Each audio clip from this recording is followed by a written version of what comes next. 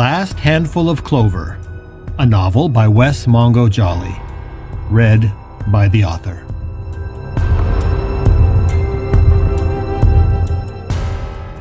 Book 2, Gifts Both Light and Dark.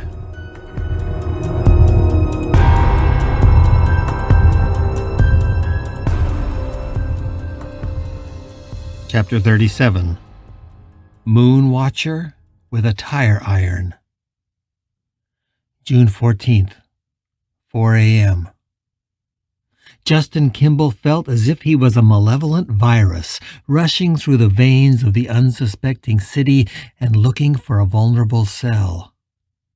As he crept down 4th East, he kept out of the pools of light cast by the street lamps, slipping carefully but quickly between dark alleys and the shady pools under the big cottonwood trees that lined the quiet street.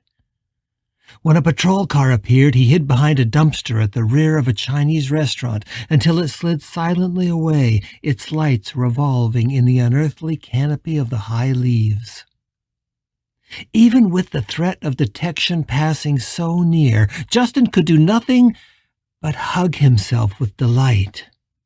The feel of Howard Gunderson's body was still a revelation to him. In his previous possessions of the boy, he had never taken the time to actually feel the joy that being alive again entailed. Since his death, he had forgotten much of the wonder that came from breathing air, from actually feeling the hard pavement and the soft grasses. The sensual intensity of it only reminded him that being a ghost was a sad mockery of actually living. When all this is over, he mused, I'm going to strip Howard's body naked, and we're going to float in the Great Salt Lake. We're going to climb peaks and feel the soft grass and the mountain leaves against our naked flesh. Or we're going to lie in the winter snows until every muscle aches. It had all been so easy. When he and Maddie left the cell, he knew that his new body had become more than just a set of clothes he was wearing. The flesh was now his, and the sound of Howard's protests and screams were already only delicious background music to all the new sensations running through him.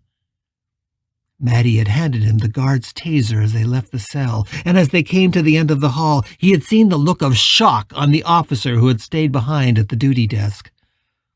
The guard looked at Maddie in the body of his big colleague, and he only had time to say, "What the fuck, Delgado?" before Maddie cracked him viciously across the forehead with the nightstick. The man had fallen so hard that Justin thought he might be dead already. But he had still been alive, and a good jolt from the taser was enough to bring the man around. As he moaned, Justin had pulled the cop into the corridor, despite his desperate attempts to grab the sides of the duty desk and crawl under it. His princess was so sweet to him.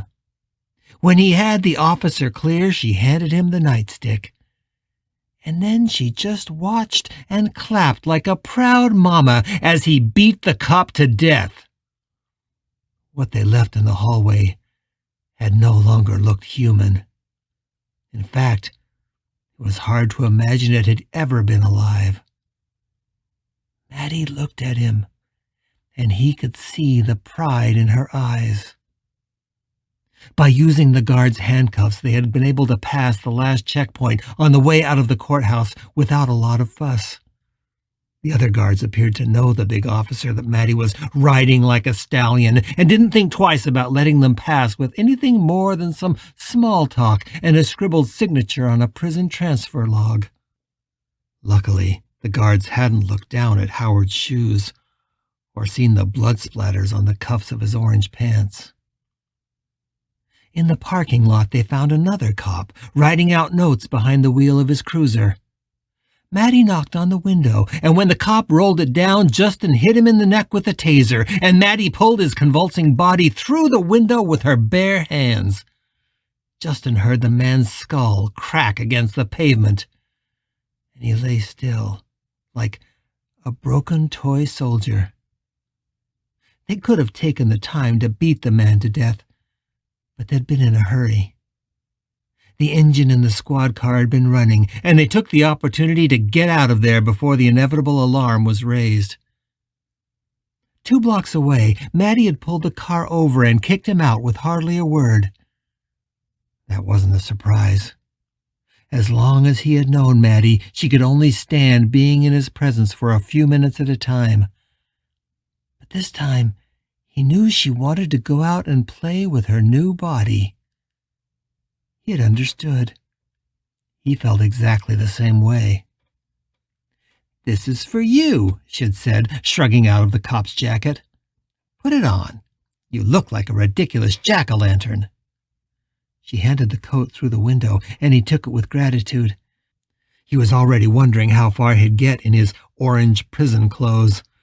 The jacket did nothing to help with the day-glow pants, but it was a start. "Thank you, Princess," Justin had started to say, but already Maddie had thrown the car back into drive. As she roared out of the parking space, he heard her giggle, a high-pitched and girlish laugh that almost sounded human. "I'm going to have such fun with this one," she had said. Now, running through the dark streets and alleys, Justin felt as if everything that had brought him to this moment was inevitable. It was fate. Every decision, every act. It was the universe finally giving him his due. He had suffered since Richard ruined his life, but all that suffering was about to be worth it. "I have a new body," he laughed, running through the dark. "I have a new life." He would never vacate Howard Gunderson. And when all this was over, as it inevitably must be soon, he would live long and happy. He'd ensure that he and Howard survived the cleansing, and then in the burned-out ruins of what was once Salt Lake City, he'd use this new body for all it was worth. And maybe, from time to time, I'll let Howard Gunderson out to play. Never completely, of course, but it might be fun to let the boy surface far enough to remember the life he lost, and then listen to him as he whimpers and begs. Justin tried to think of the worst, most painful things he could do to this body that would not damage it unduly, but which would drive Howard Gunderson to despair. Things with pins, perhaps, in sensitive places, he mused. Things with fire. Things with vices and pliers. Howard would be his pet, his companion, his obedient and perpetually terrified whore. And eventually, he'd beg Justin for the pain, because it would be the only thing that reminded him of the life he lost. But all that was in the future. Now, only one thing mattered. It was the unfinished business that he would defy even God to complete. "First, I'll make Richard Pratt watch his piggy die, knowing he can't do anything to stop it," Justin imagined, feeling the grin on his face so wide it almost hurt. "I know he's going to be there. He might spend his days with Billy, but there's no way he isn't spending his nights with his butt boy. I'll kill him while Richard watches, and then the bastard's mind will crumble like dry clay." Driving Richard mad was going to be even more satisfying than killing him had been. The man was a crime against nature, and he deserved to die. It was a cruel joke that Richard Pratt, of all people, should be drawn back to the hereafter, and it was an abomination that he had somehow been granted the first 3 gifts. That he could hear and see and even touch was proof to Justin that God was not righteous. Or worse, that God didn't even have control over this place at all. The thrill of such blasphemous ideas caused a tingling sensation under his scrotum, and he squirmed in delight. Well, if God isn't in control, then I am. It will be Howard Gunderson's face that Richard sees, but he'll know it's me. The last sane memory Richard will have is of the boy he betrayed, torturing his lover to death in front of his eyes. He imagined the aftermath. Richard, mad and roaming the hereafter endlessly. He imagined him suffering forever without Keith, bereft of God, and more alone and in more agony than any human soul could possibly endure. The thought tasted delicious, warm and savory on his tongue. There were sirens in the distance now, several of them coming from different directions. Perhaps they'd found the body of the guard he and Maddie killed, or the tasered cop in the parking lot. Things are going to get crazy really quickly, he thought. I have to get to the piggy as fast as I can. Just before crossing South Temple, Justin found a small auto parts store with a variety of tools and accessories in the window. One that immediately caught his eye was a 2-foot black tire iron. It was long and heavy, more like what you'd see in a garage rather than something you'd put in the back of your car. Wrapping his fist in the cop's jacket, he drew back and put his hand through the plate glass window. The sound seemed surprisingly loud, but a quick glance showed nothing stirred on the street. He had undoubtedly set off the store's alarm, but that didn't matter now. He only needed the one item. Grabbing the tire iron, he pulled it out of the window display, knocking loose another big shard of glass in the process, which shattered at his feet. The iron rod felt heavy in his hand, and he slapped it into his palm, imagining the sound it would make, breaking the bones in Keith Woo's fat little arms and legs. Yes, this will do nicely.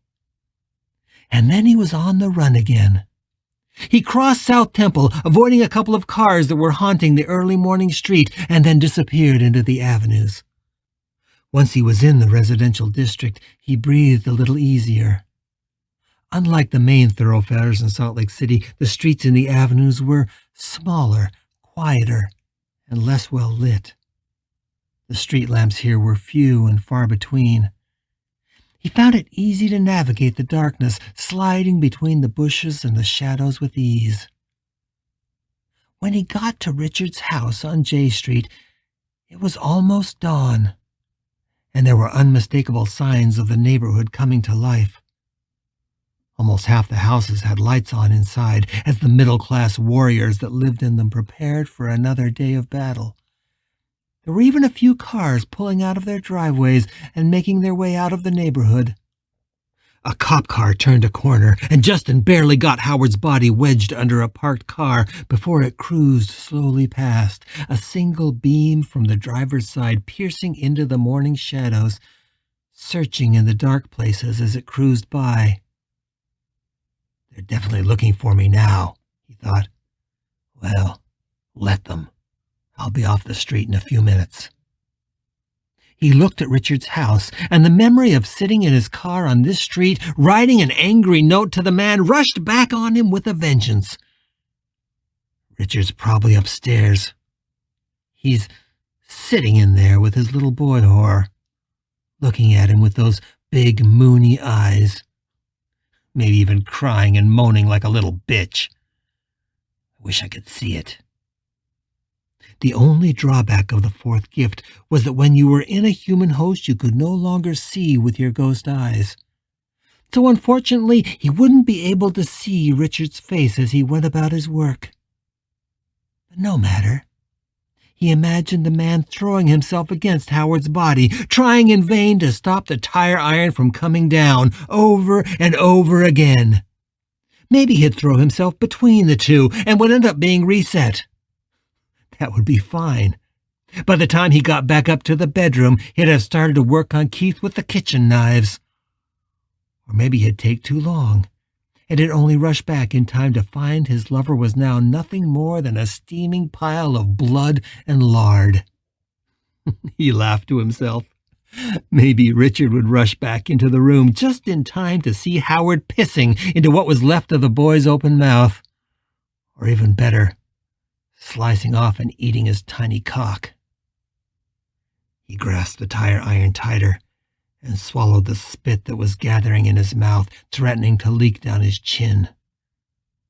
Without even realizing he was doing it, one hand crept into his pants and squeezed his throbbing erection, sending shivers of delight through his new body. Still crouched behind the car, he looked at the house. I'll have to use the tire iron to break in, he thought. It's one drawback of being in a body. No more walking through walls. Just as he was about to rush the front door, a big yellow vehicle pulled up across the street. He melted deeper into the shadows as he watched two people get out of the SUV. The driver was a tiny and frail-looking woman, but the man that got out of the other side was a giant. With a rush, Justin remembered where he had seen that hulking presence before. The long curly hair and the flat nose were unmistakable, as were the huge, thick-fingered hands. His own hand involuntarily clutched at his chest, which still felt bruised and raw. That's the bastard that knocked the shit out of us in the hearing room, Justin thought. For a moment, he considered rushing him and taking him out with a tire iron before he knew what hit him. But at the last moment, Justin's confidence failed him. The brute would certainly see him coming across the lawn in the glow of the early morning light. And if he saw him coming, Justin wasn't sure he could take the giant, no matter what kind of weapon he had. He watched, fuming, as the couple went up to the door, unlocked it, and entered the house. He sat on the pavement behind the parked sedan, trying to decide what to do. It only took him a few minutes to regain his confidence and come to a decision. Fine. I'll just have to kill them first, before I take on the pig. He hefted the tire iron in his hand, feeling how solid it was. Ready to roll, he thought, feeling his cock now hard as stone, straining against the cotton fabric. He crawled out from behind the car and started across the lawn. Halfway to the porch, he stopped cold, realizing that he was standing in the exact spot where he had abandoned Howard Gunderson the first time he had possessed him. After he'd shot Richard that day, he'd stepped off the porch and onto the lawn, and it was in this exact spot that he had leapt clear of Gunderson's body and watched as the boy collapsed on the lawn, the gun falling useless by his side. It was in this exact spot, he thought, frozen. And in that moment, Justin faltered, and it was his undoing. For just a moment he let his attention wander, imagining how Howard had collapsed the last time he had been in this yard, and picturing it somehow gave Howard Gunderson a foothold inside the well. It wasn't a complete loss of control for Justin, but it was enough that Howard could use the element of surprise against him, and in that very brief instant Justin knew Howard had been waiting and watching for this very moment since he had pushed him down into the well. Justin cursed himself for his sloppiness, even as he realized it was too late. He felt an explosion that went from his knees to his shoulders, as if he had been standing in the way of a wrecking ball or had hit the ground after falling from a great height. It was very much like the blow the big man in the courtroom had given him, except it was all in his mind, and it was all Howard Gunderson. Justin Kimball was expelled from Howard's body so violently that he felt the grass tear at his back like razors as he hit the ground. He felt like the wind had been knocked out of him, and when he looked up, he saw something horrible. Howard Gunderson was standing over him, with the tire iron still in his hand. He was trembling, and the rage on his face struck Justin dumb. He watched in horrified silence as Howard brought the tire iron up high above his head. There was drool on his chin and fury in his eyes. He looks like Moon Watcher, Justin thought, but with a tire iron instead of a bone. The sound Howard made as he brought down the metal rod reminded Justin of a wounded lion.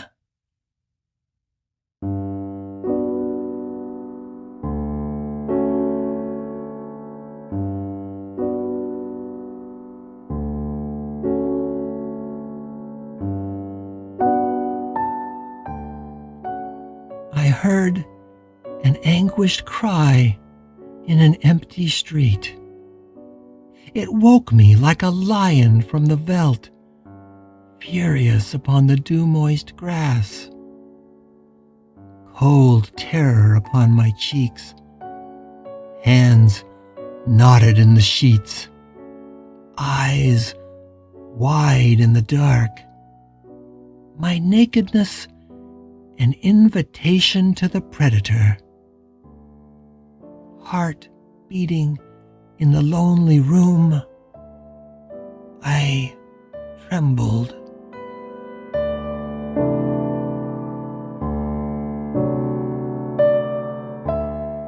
Excerpt from The Lonely Room by Keith Wu, as it appears in The Heavy Work of Vanishing, the collected poetry of Keith Wu, edited by Pilani Kalani, page 238.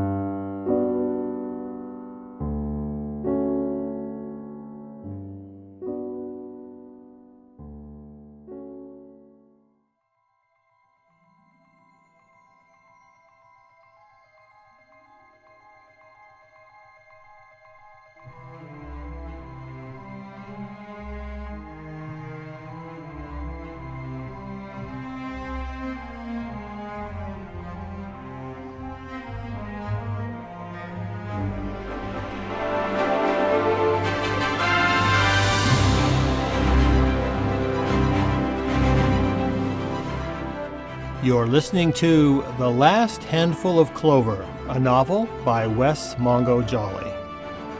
If you're enjoying this audiobook, please consider supporting the author on Patreon. That's patreon.com/Wess Mongo Jolley.